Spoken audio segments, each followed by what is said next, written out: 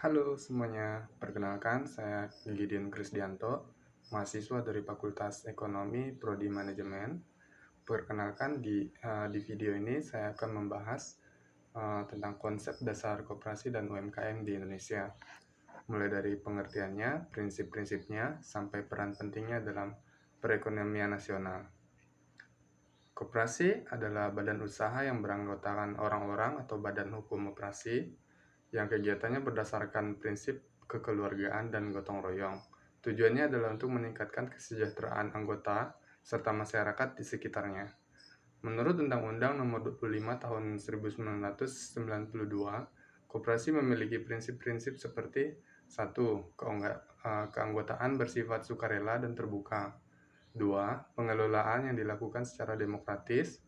Pembagian sisa hasil usaha dilakukan secara adil sesuai jasa masing-masing anggota. 4. Kemandirian. Terus yang kelima, pendidikan perkoperasian. Dan yang terakhir, kerjasama antar koperasi.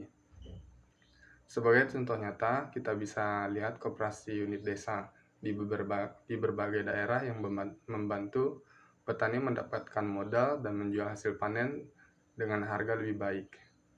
Selain itu, ada juga koperasi syariah 212 yang berkembang pesat dengan sistem berbasis syariah dan gotong royong.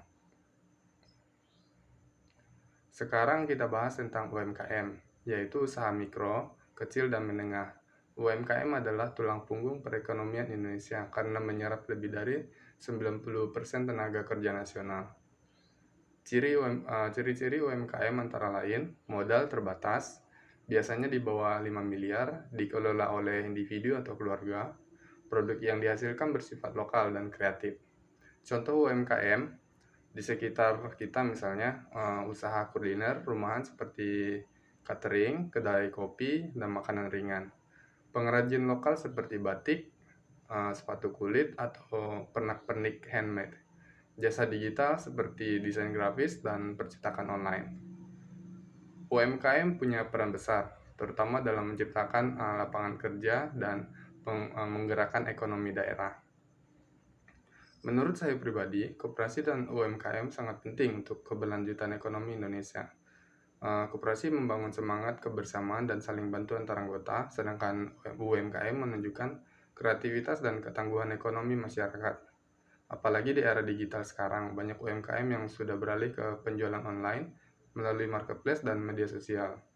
Kalau koperasi dan UMKM terus didukung, baik dari segi pelatihan, permodalan, maupun pemasaran digital, saya yakin ekonomi Indonesia akan semakin kuat dan mandiri.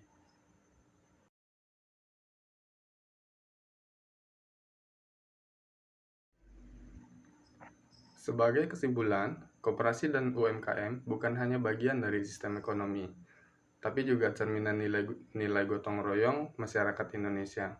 Mari kita dukung dan kembangkan bersama agar bisa terus maju di era globalisasi ini. Terima kasih sudah menonton video ini, sampai jumpa di kesempatan berikutnya. Salam sukses untuk kita semua.